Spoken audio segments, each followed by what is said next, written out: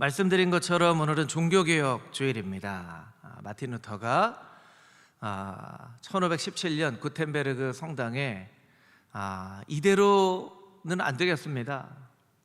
연옥에 대한 잘못된 교리, 또 면죄부에 대한 그런 잘못된 그런 교리들, 정책들, 또 교황권에 대한 부패, 이런 것들을 써붙였죠. 써붙였지만 그 써붙인 95개 조항의 반박문은 너무나도 큰 목소리처럼 메아리 쳐서 독일과 유럽 전역으로 퍼져나갔습니다. 그래서 그것을 조금 이상하게 여겼던 사람들, 혹은 깨닫지 못했던 사람들에게 그래, 맞아, 이건 잘못된 일이지, 이렇게 바꿔야지 하고 사람들의 마음을 얻었어요. 사람들의 마음을 얻어서 사실은 95개 조항의 반박문을 붙인 것인 뿐인데, 그 다음부터는 성령님께서 각 사람 가운데 역사하셔서 각 지역마다 이제 종교개혁자들이 나오기 시작했고요. 장깔뱅, 쯔빙글리, 그런 사람들이 뿐만 아니라 여러 종교개혁자들과 사람들이 그래, 이대로는 안 되겠어 하고 종교를 개혁한, 사실은 정화운동입니다. 정화운동.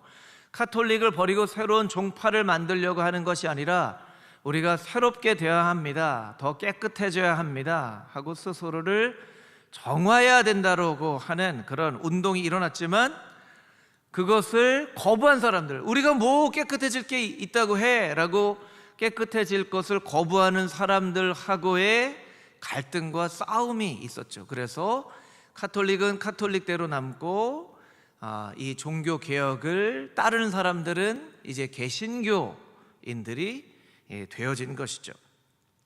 종교개혁의 정신을 5가지로 말씀을 드릴 수 있습니다. 제가 몇 차례 말씀드린 적이 있었던 것 같은데요. 첫 번째, 오직 은혜로, 솔라 그라시아라고 하죠. 또 오직 믿음으로, 솔라 피데, 오직 말씀으로, 솔라 스크립투라. 여기까지는 보통 알고 계신데 2가지가 더 있는 것을 모르는 분들도 있더라고요. 솔루스 크리스토스, 오직 예수 그리스도로, 솔리데오 글로리아, 오직 하나님께 영광을. 이것이 바로 종교개혁의 정신이에요. 그런데 종교개혁을 준비하면서 제가 이거 너무나 잘못됐다 이런 생각을 했어요. 왜냐하면 제가 이 5가지 종교개혁의 정신을 종교개혁 주일에만 얘기를 하더라고요. 종교개혁 주일에만 얘기할 것이 아니라 이 종교개혁의 정신으로, 어떻게 보면 우리 개신교도인들에게는 신앙적인 생일과 같은 날이거든요. 근데 종교개혁 주일에만 이것을 얘기하고 평상시에는 전혀 인식도 못하고 생각하지도 못하고 이렇게 산다는 거예요. 여러분, 우리가 부활주의를 지키지만 부활은 우리가 매일매일 살아내야 하는, 우리의 일상생활 가운데 살아내야 하는 사건이 바로 부활 아닙니까? 여러분, 그렇게 믿으십니까?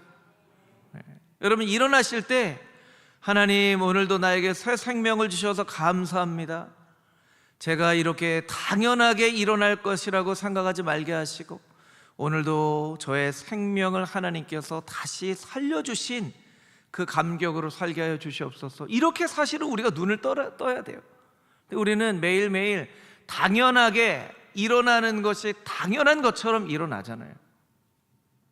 여러분, 그렇게 당연하게 못 일어나는 사람들이 있다는 것도 우리가 알아야 돼요. 그러니까 부활주의를 우리가 지키지만 매일매일 부활을 살아야 되는 것이죠. 성탄절을 지키지만 성탄절에만 예수님께서 오시는 것을 우리가 기뻐합니다 하는 것이 아니라 매일매일의 삶 가운데에서 하늘 보좌를 버리시고 이 땅 가운데 오셔서 죄인된 나를 위하여 죽으신 예수님, 이 땅 가운데 정말 천지를 창조하신 하나님의 권능이 삼위일체 그 예수님께 있으심에도 불구하고 작은 여인의 태를 빌어서, 또 작은 말구유 가운데 그 부모에게 전적으로 의지할 수밖에 없는 어린 아기로 이 땅 가운데 태어나신 주님, 주님의 그 사랑이 너무나 감사합니다. 우리가 매일매일 고백하면서 살아야만 하는 것이죠. 종교개혁주의를 우리가 오늘만 지키는 것이 아니라 종교개혁의 정신이 무엇인지를 우리가 잘 기억해야 되는데 우리가 사실은 잘 몰라요. 그래서 제가 준비하면서 내년에는 이렇게 시간을 정해놓고 그것이 2달이든 3달이든 주일에 종교개혁자들과 종교개혁의 정신과 종교개혁의 역사와 종교개혁의 신앙의 고백은 무엇인가, 이것을 좀 설교를 통하여서 우리 성도님들과 함께 나눠야 되겠다라고 제가 생각을 했어요. 여러분, 종교개혁의 이 귀한 정신, 예수님 정말 진짜 제대로 잘 믿어봅시다 하는 그 정신이 여러분의 마음 가운데 매일매일 다짐되어지고 고백되어질 수 있게 되기를 주님의 이름으로 축복합니다. 아멘. 우리 14절부터 20절까지 있는 말씀을 우리 같이 한번 다시 읽어보도록 하겠습니다. 14절에서 20절 말씀입니다. 그러나 이것을 당신께 고백하리이다. 나는 그들이 이단이라고 하는 도를 따라 조상의 하나님을 섬기고 율법과 선지자들의 글에 기록된 것을 다 믿으며 그들이 기다리는 바 하나님께 향한 소망을 나도 가졌으니 곧 의인과 악인의 부활이 있으리라 함이니이다. 이것으로 말미암아 나도 하나님과 사람에 대하여 항상 양심의 꺼리낌이 없기를 힘쓰나이다.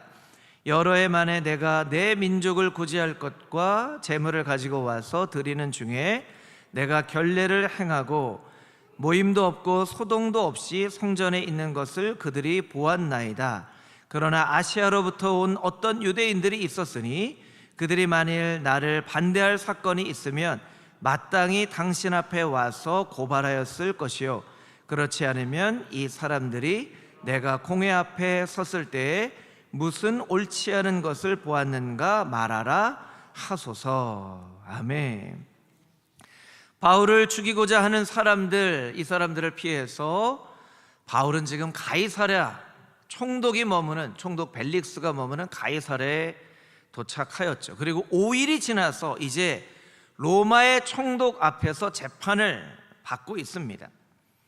바울을 죽이고자 고발했던 사람들은 총독이시여, 이 바울을 죽여야 무너진 공의가, 무너진 정의가 회복되어집니다. 저 바울은 유대 사회를 어지럽히는 사람이고 로마도 전복시키려고 계획하고 있는 사람입니다. 이것을 세워야 공의가 이루어집니다. 그렇게 이야기를 합니다. 바울은 나는 양심에 따라 꺼리낌이 없이 살았습니다. 이렇게 이야기를 합니다. 바울을 죽이려고 하는 사람도 바울을 죽여야 공의가, 정의가 이루어진다고 하고, 바울은 양심에 따라 살았다고 이야기를 합니다. 세상 사람들을 보면요, 양심으로 사는 사람이 있고 앙심으로 사는 사람이 있더라고요. 여러분, 정의라는 것의 첫 시작은 양심이죠. 하나님께서 인간에게 양심을 주셨기 때문에 여러분, 모든 사람에게는 다 양심이 있어요. 양심이 있어요. 그 양심을 가지고 옳고 그름을 판단하며 살아가는 것이요, 그리고 때로는 불의한 일을 보면 그 똑같은 양심을 가지고 사는 사람들이 저거 잘못됐는데, 그래 나도 저게 잘못됐다고 생각하는데 하면서 사람들이 모여서 정의를 이루는, 공의를 이루는 그런 일들이 있고, 어떤 정당이 만들어지기도 하고 어떤 정치 세력이 되어지기도 하죠. 여러분, 우리나라뿐만 아니라 모든 나라의 정치가 다 이렇게 사람의 양심으로부터 시작된 것이 공의와 정의가 되어서 그렇게 시작이 되어진 거예요. 그런데 이렇게 모여진 사람들이 처음에는 정의와 양심과 공의를 이야기하다가 자꾸 모여지다 보니까 그것보다도 함께 모여진 사람들과의 관계나 자기 마음 가운데 이루려고 하는 어떤 욕심이나 어떤 그런 뜻과 주장이 공의와 정의, 양심보다 더 커지게 돼요. 그래서 정치하는 사람들을 보면 처음에는 정의를 외치는 것 같은데 나중에는 정의가 아니라 그냥 내 편이 얘기하는 것은 옳고 그르고를 떠나서 다 맞는 얘기고, 상대방 편이 얘기하는 것은 옳고 그름을 떠나서 다 틀린 일이고, 앙심의 정치, 보복의 정치, 복수의 정치를 하게 되더라고요. 우리나라뿐만 아니라 모든 세계 정치가 다 그렇습니다. 어떻게 양심이 앙심으로 바뀌어지는 것일까요? 그들의 본질을 잃어버렸기 때문이죠. 양심의 목소리를 귀담아 듣지 않기 때문에 그렇습니다. 그들이 입으로는 정의를 외치지만 실제로 마음 가운데 있는 양심의 목소리에 귀 기울이지 않는 것이죠. 여러분, 사도 바울은 이야기합니다. 나는 양심에 따라 하나님을 섬기고 율법과 선지자의 글에 기록된 것을 다 믿고 있습니다. 그리고 그들이 기다리는 바와 같이 나도 하나님을 향한 한 소망을 가지고 있습니다. 그렇게 이야기를 합니다. 나를 고발한 사람들 좀 나오라고 해 주십시오. 그 사람들이 나에게 무엇이든 묻든 내가 다 대답할 수 있습니다. 이렇게 이야기를 합니다. 여러분, 이 사건을 통해서 우리가 중요한 두 가지 영적인 메시지를 우리가 깨달을 수 있어요. 첫 번째는 무엇이냐면 바울은 말씀의 능력으로 말하고 있다는 것입니다. 우리 같이 한번 따라해 볼까요? 바울은 말씀의 능력으로 말하고 있습니다. 여러분, 바울이 어떤 논리나 지식과 언변으로 이야기를 하고 있다고 생각하면 아주 큰 오해입니다. 야, 사도 바울은 가말리엘이라고 하는 최고의 스승 밑에서 저렇게 공부를 했으니까 저렇게 똑똑하지.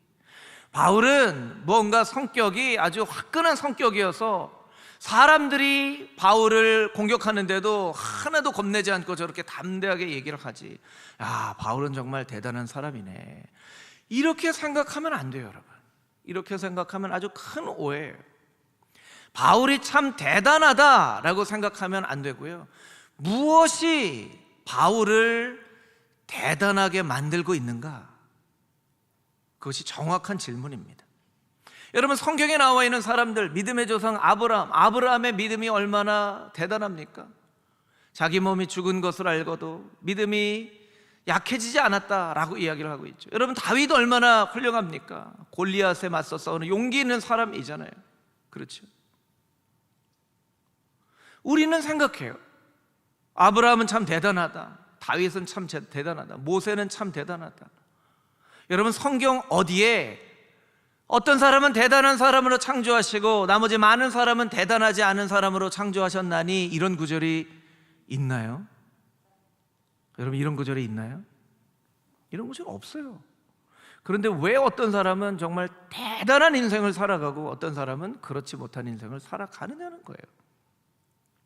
우리가 성경을 읽을 때 아브라함 참 대단하고 모세 참 대단하고 그러고 끝나버리면 안 됩니다. 무엇이 아브라함을 대단한 믿음의 사람으로 만들었는가? 무엇이 다윗을 골리앗 앞에 서는 용기 있는 사람으로 만들었는가?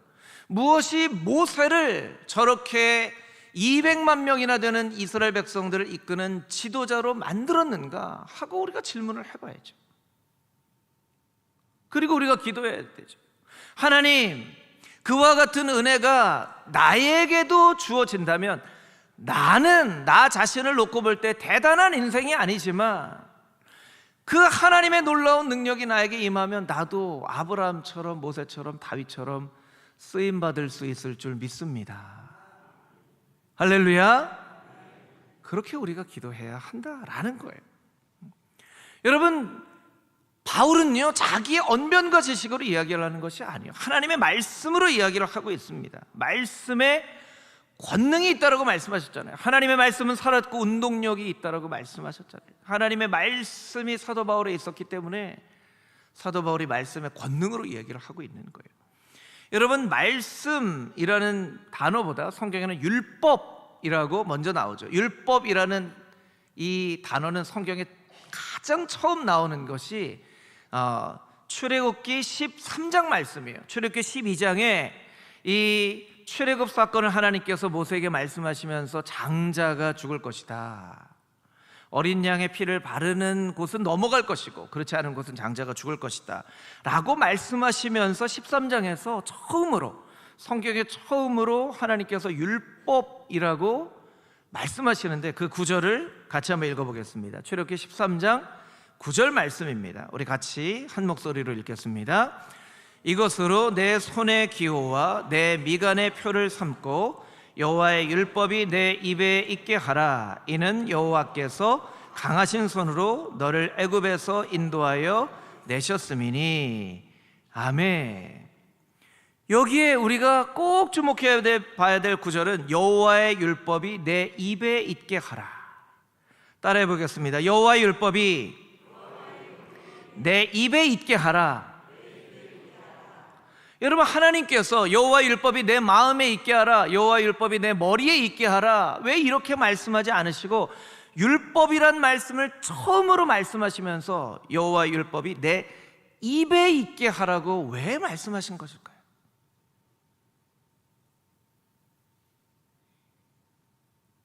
여러분, 입으로 여호와의 율법을 이야기해야 내 안에 어떤 말씀이 담겨져 있는지가 나타나는 거예요. 여러분, 우리는 보통 어떻게 살아가나요? 하나님의 말씀이 마음에는 있어요, 머리에는 있어요. 말로 선포하는 데는 주저해요. 용기 없어해요. 하나님께서 그것을 아시고 여호와의 율법을 내 입에 있게 하라고 말씀해 주시는 거예요. 여러분, 성경을 잘 알기를 원하시는 분 있으신가요? 성경을 잘 알기 원하시는 분 있으세요? 한 분도 없으시네요. 네. 있으실 텐데 대답을 안 하시겠죠? 네. 성경을 잘 알기 원하시는 분 있으시면요, 설교를 한번 해보세요. 네, 그럼 성경 잘 알게 됩니다. 네. 아니면 교사를 한번 해보세요. 교사. 이제 11월, 12월 되면 교사 모집하잖아요. 여러분, 교사, 우리 어른들이 애써야 돼요. 우리 청년들이 얼마나 열심히 교사로 섬기는지 몰라요. 근데 어른들이 별로 없어요. 우리 어른들이 교사로 많이 섬겨주셨으면 좋겠어요. 가르쳐봐야 내가 뭘 알고 있는지가 드러나는 거예요. 내가 잘 알고 있는 것 같은데, 내가 그래도 잘 알고 있는 것 같은데, 여러분이 한번 가르쳐 보세요. 그러면 여러분이 뭘 알고 뭘 모르는지가 아주 분명하게 드러납니다. 제가 전에 섬기던 온누리 교회는요, 1:1 제자 양육이라는 것을 하는데요, 1:1로 제자의 양육을 받고 1:1로 또 한 사람을 성경의 말씀을 가르치는 것도 있고 삶으로 나누는 것도 있죠. 근데 그렇게 할 때마다 사람들이 다 자신 없어해하고 사람들이 다 힘들다 그래요. 저는 잘 가르치는 은사도 없고 잘 못해요 하는데요, 가르쳐 봐야 돼요. 가르쳐 봐야 내가 뭘 알고 있는지, 뭘 배웠는지를 아는 거예요. 여러분, 하나님의 말씀을 입에 담고 있으라고 말씀하셨다는 거예요. 여러분, 꼭 잊지 마십시오. 여러분이 잘 몰라도 자꾸 하나님의 말씀을 암송하고 주변에 있는 사람들에게 자꾸 하나님 말씀을 알려주세요. 말해주세요. 말하는 자가 없이 어찌 들을 수 있겠느냐? 듣지 못하는 자가 어찌 믿을 수 있겠느냐?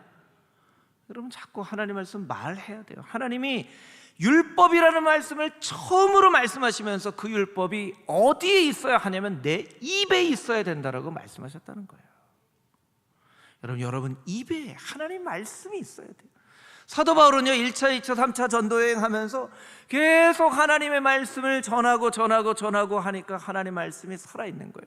대제사장들과 장로들은요, 예루살렘에 머물러 있다 보니까 말씀을 잘 알고 있다고 생각하는데 사실은 말씀과 멀어진 삶을 산 거예요. 그러니까 사도 바울을 죽이려고 하죠. 이것이 바로 또한 종교개혁의 정신이에요. 솔라 스크립토라, 오직 하나님의 말씀으로. 여러분, 하나님의 말씀의 권능으로 살아가는 금호중앙의 모든 성도님들이 되시기를 소망합니다. 하나님의 말씀이 여러분의 입에 있어서 늘 하나님의 말씀을 선포하고 암송하고 그 하나님의 말씀을 증거하는 증인된 삶 살아갈 수 있게 되기를 다시 한번 주님의 이름으로 축복합니다. 아멘. 두 번째 우리가 꼭 기억해야 될 것이 있습니다. 바울은 하나님의 은혜 안에 담대하게 증언하고 있다는 것입니다. 우리 같이 한번 따라해 보겠습니다. 바울은 하나님의 은혜 안에 담대하게 증언하고 있습니다. 사도 바울은 믿음의 아들 디모데에게 이렇게 이야기를 하고 있죠. 디모데후서 2장 1절 말씀, 우리 같이 한 목소리로 읽겠습니다. 시작. 내 아들아, 그러므로 너는 그리스도 예수 안에 있는 은혜 가운데서 강하고. 아멘. 은혜 가운데서 강하고, 은혜 안에 있을 때 가장 강하다라는 거예요. 여러분, 성도는요, 은혜 안에 있을 때 가장 강해요. 왜 그런지 설명을 드릴게요. 계산법이 있는데요, 죄의 계산법이 있고 은혜의 계산법이 있어요. 죄의 계산법은요, 곱하기 0 같아요.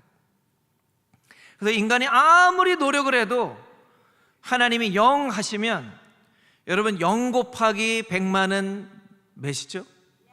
0이에요. 0. 인간이 아무리 노력을 해도, 이것은 죄의 계산법이에요. 은혜의 계산법은요, 우리가 1밖에 능력이 없어도, 뭐 100만이라고 했지만 100만보다 훨씬 크신 능력을 가지고 계시죠. 하나님이 100만이기 때문에 100만 곱하기 1은 100만이죠. 100만 곱하기 1은 100만이에요. 네. 하나님, 저는 너무 능력이 없어요. 저는 능력이 너무 없어서 숫자로 표현하면 1밖에, 1이라고 할 밖에 저는 능력이 없어요. 괜찮아. 내가 능력이 많잖아. 내가 능력이 많잖아. 이게 은혜의 계산법이에요. 여러분, 사도 바울이 이 재판을 받는 과정에서 한 일이 뭐가 있나요?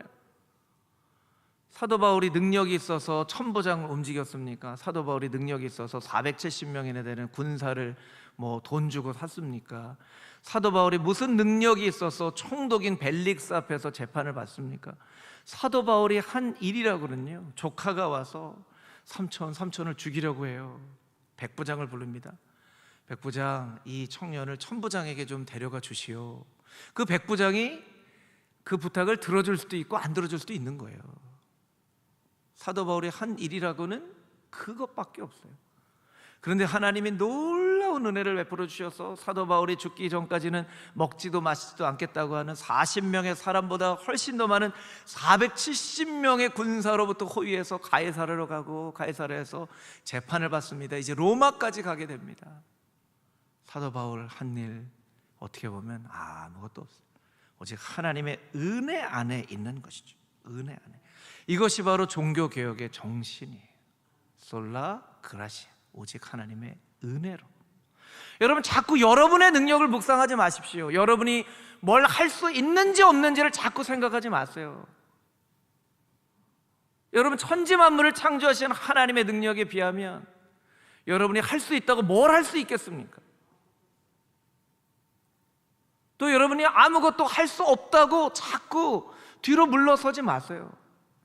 하나님이 여러분과 함께 계시는데, 내게 능력 주시는 자 안에서 내가 모든 것을 할 수 있느니라, 이것이 여러분의 고백이 되어야죠.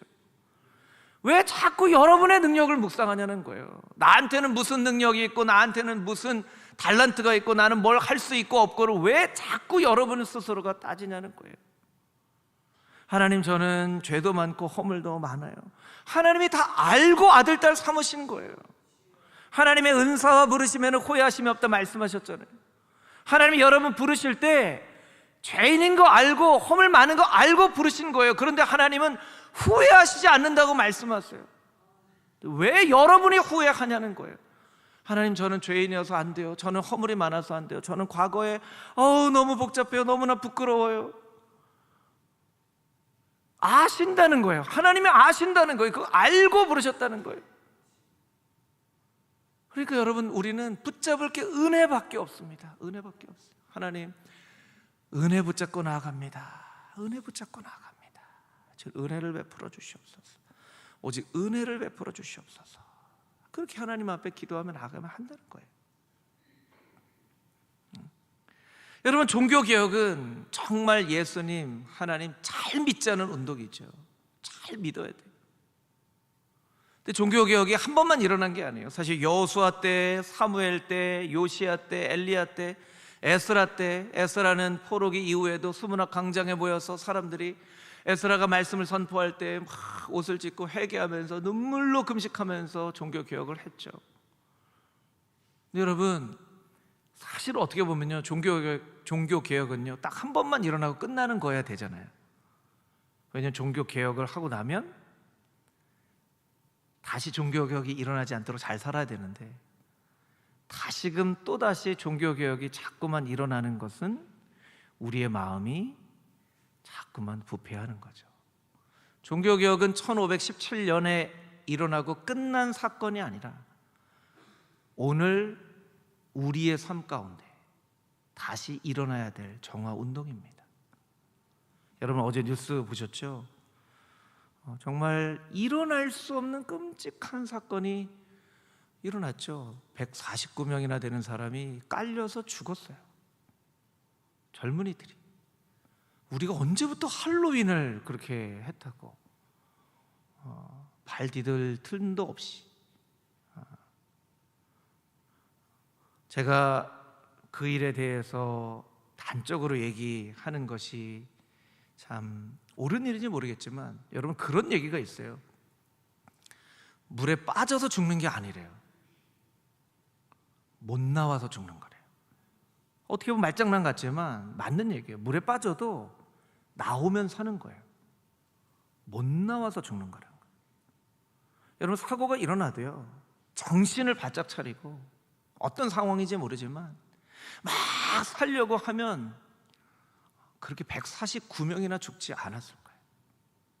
근데 그 사람들이 다 취해서, 술에 취하고 약에 취하고 그 할로윈의 정신에 취하니까, 여러분 생각해 보세요. 149명이 깔려서 죽었어요. 그리고 그 구조하는 사람들 옆에서 술 취한 애들이 노래를 불러요. 노래를, 떼창을 불러요.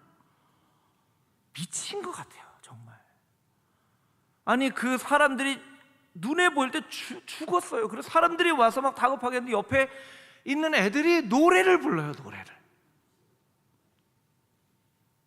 여러분 이게 정상적인 인간의 일이 아니라는 거예요.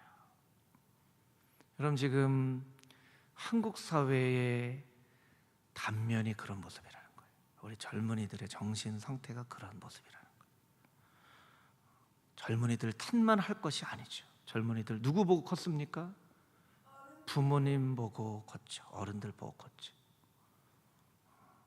여러분 우리가 다시금 우리 마음 가운데, 우리 삶 가운데 종교 개혁이 일어나도록 기도해야 될 때예요. 저는 은혜를 베풀어 주십시오. 우리가 살아날 길은 오직 은혜밖에 없습니다.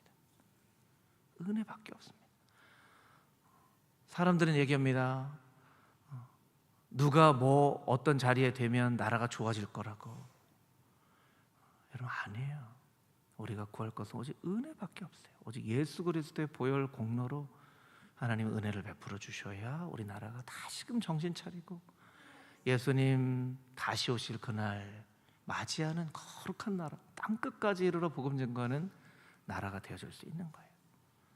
여러분 오직 은혜를 구하며 하나님 앞에 간절한 마음으로 간구하는, 주님 내 안에 다시금 종교 개혁이 일어나게 하여 주시옵소서 기도하는 금호중앙의 모든 성도님들이 다 되시기를 주님의 이름으로 축복합니다. 함께 기도하겠습니다. 주님, 오직 은혜로, 오직 말씀으로 우리를 새롭게 하여 주셔서, 종교개혁은 1517년에 일어나고 끝난 사건이 아니라 오늘 내 안에 다시금 일어나야 될 사건인 것을 깨달아 알게 하여 주시고, 다시금 주님 앞에 첫 마음, 새로운 마음으로 회복하고자 주님 앞에 나아간 하나님의 거룩한 백성들이 다 되게 하여 주시옵소서. 오늘 성찬 예식을 거행합니다. 주님, 어찌하여 나와 같은 죄인을 위하여 그 거룩한 몸을 찢으시고 거룩한 보혈의 피를 흘려주셨나이까. 주님의 떡을 받고 주님의 잔을 받는 자마다 주님의 그 놀라운 이해할 수 없는 사랑이 다시 한번 마음 가운데 느껴지고 고백되어질 수 있는 귀한 성찬 예식 되어질 수 있도록 각 사람 마음 가운데 임재하여 주시옵소서. 살아계신 예수 그리스도의 거룩하신 이름으로 기도합니다.